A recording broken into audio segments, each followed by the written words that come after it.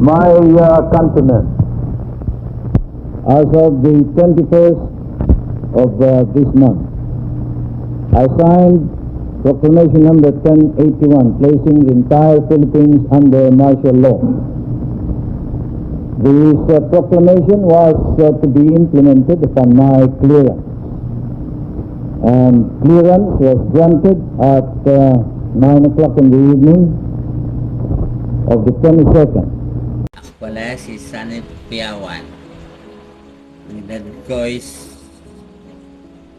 ko 67. Naranasan ko nung 18 years old ako nung martial law.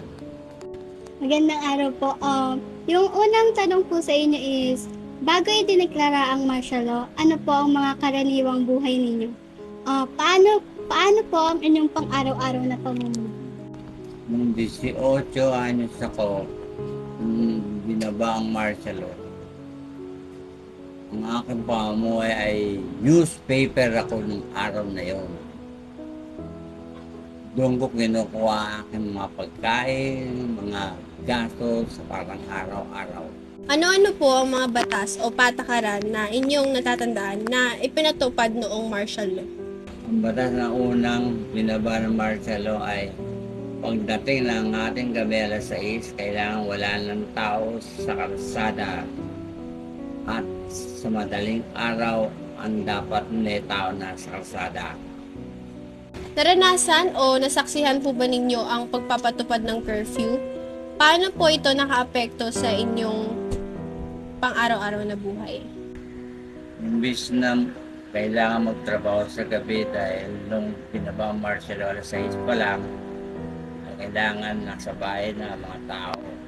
Kaya kaming mga mamayan na hindi makapagtrabaho sa gabi.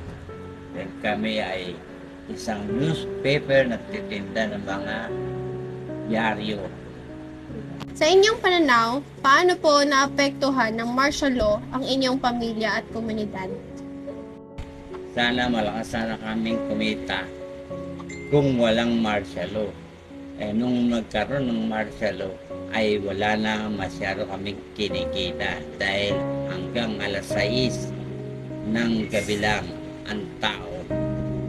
Mayroon po ba kayong personal na karanasan o pangyayaring nasaksihan na may kaugnayan sa pag-aresto, pang-aabuso o paglabag sa karapatang pantao nung panahon na yun? Ang naranasan ko ng martial law ay makakita ko ang mga tao kapag lumabag sa alas 6 ng hapon ay hinuhuli ng mga otoridad ang mga tao. Mamayan sa lahat ng nasa labas, kapag hindi tumupad, minsan binabaril. Ano pong pangalan niyo? Manuel Malakis. Ilan taon po kayo ngayon? Mga 13 yan, 13. Ilang taon po kayo nung nangyari po yung martial law? 13 years old ako. Ano po yung mga maaaring mangyari sa isang taong lumabag sa mga ipinatupad na batas ng martial? Ang martial law, bawal kang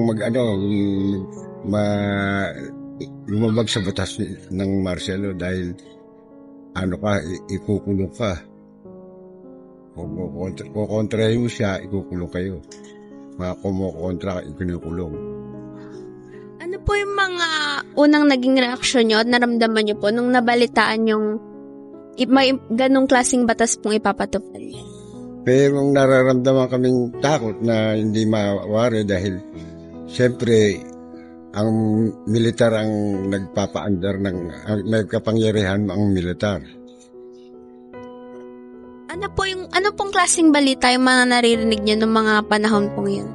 Limited ang mga balita noon. Kailangan ang puro sa magaganda ang papahayag mo sa gobyerno. Ano pong pinakamahalagang aral na natutunan niyo nung panahong yun po? Ang pinaka-aral doon, dalawa ang magiging mo doon.